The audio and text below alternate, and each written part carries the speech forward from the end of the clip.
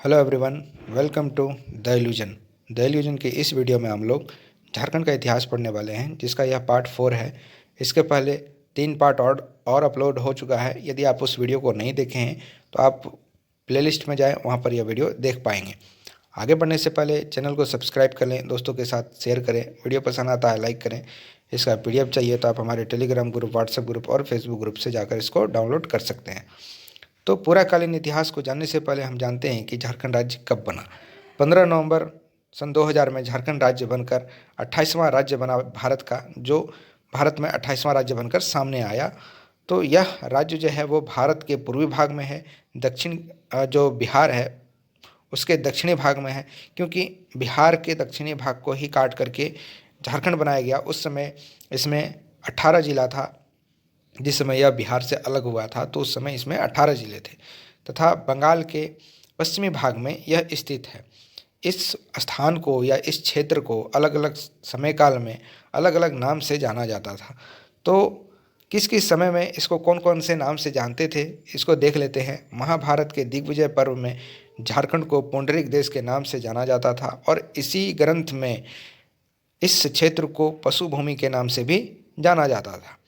तो ऋग्वेद तथा उत्तर वैदिक साहित्य में झारखंड के विषय में जानकारी मिलती है। और एक पुस्तक है रसिक मंगल। तो इस पुस्तक में छोटा नागपुर के क्षेत्र को नागभूम कहा गया है। छोटा नागपुर के क्षेत्र को नागभूम कहा गया है। तो छोटा नागपुर का क्षेत्र आखिर क्या है, इसको देख लेते हैं। आप मैप देखें कि छोटा नागपुर का प्लेटो क्या है। यहाँ पर आप देख पा रहे होंगे कि पारसनाथ जो लिखा हुआ है, ये झारखंड का सबसे ऊंचा पहाड़ है पारसनाथ।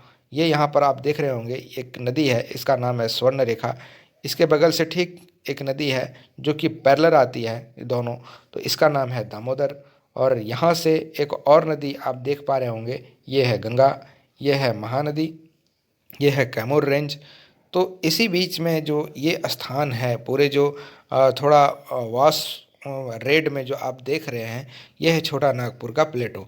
तो इसको थोड़ा सा बड़ा मैप में देखते हैं। अब देखें कि भारत के मैप में हम इसको देखते हैं तो यह है छोटा नागपुर का पठार। झारखंड शब्द का प्रयोग शम्स ए सिराज, अफीफ सिमुल्ला तथा गुलाम हसन आदि लेखकों ने अपने ग्रंथ में किया है। आईने अकबरी में इस प्रदेश को कोकरा कहा गया था।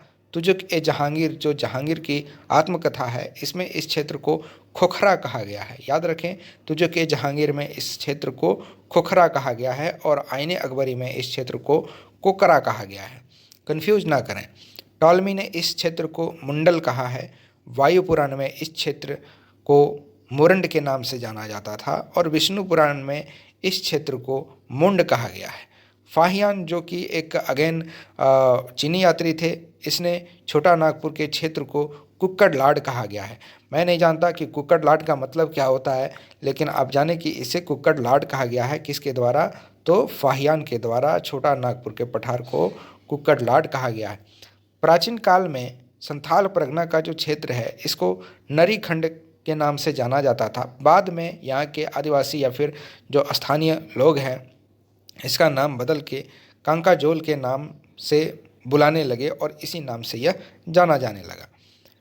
राजमहल का जो क्षेत्र है, इस क्षेत्र को कीचिकाई ला के नाम से जाना जाता था। सॉरी, अभी तो वो राजमहल के नाम से जाना जा रहा है, लेकिन पहले प्राचीन काल में इस क्षेत्र को कीचिकाई के नाम से जाना जाता था।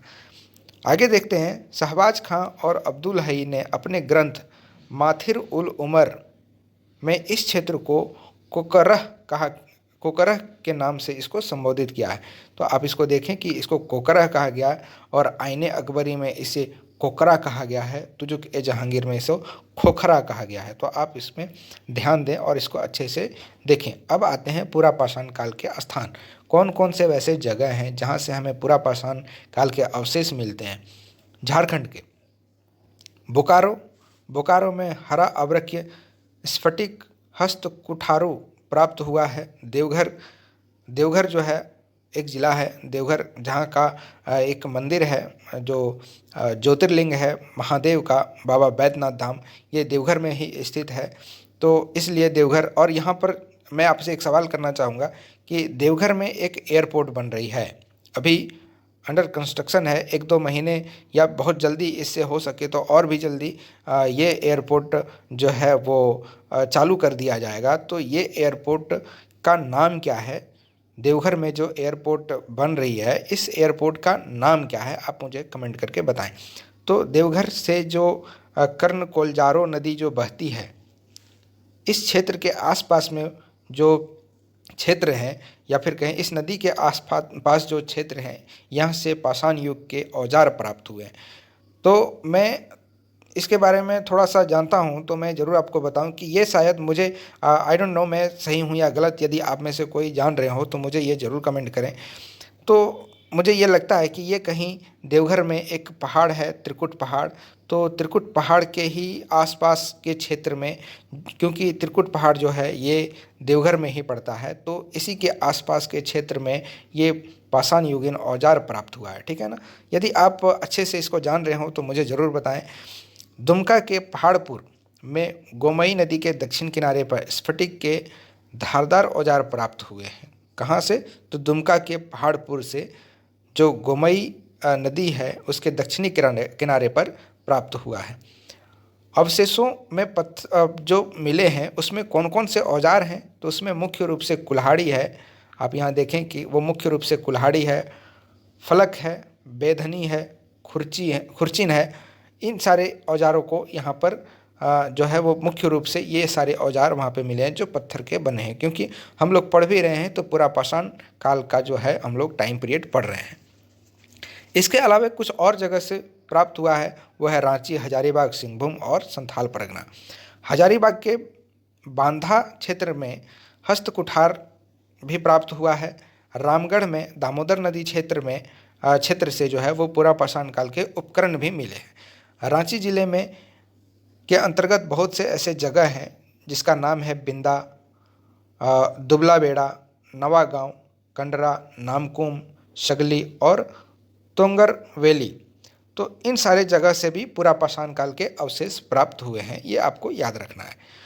पूर्वी एवं पश्चिमी सिंहभूम जिले के बहुत सारे ऐसे स्थान हैं जहाँ से पूरा पाषाण काल के तथ्य भी मिले हैं। मतलब यही सब औजार कहीं मिले हैं, कहीं कुछ उपकरण मिले हैं, कहीं कुछ और चीज़ मिला है। तो इसी चीज़ को हम लोग देखते हैं, कहीं कुल्हाड़ी मिला है, कहीं खुर्ची मिला है, तो उसी को तथ्य कह सकते हैं। तो वैसे कौन कौन से ज़िले हैं पूर्वी एवं पश्चिमी सिंहभूम में?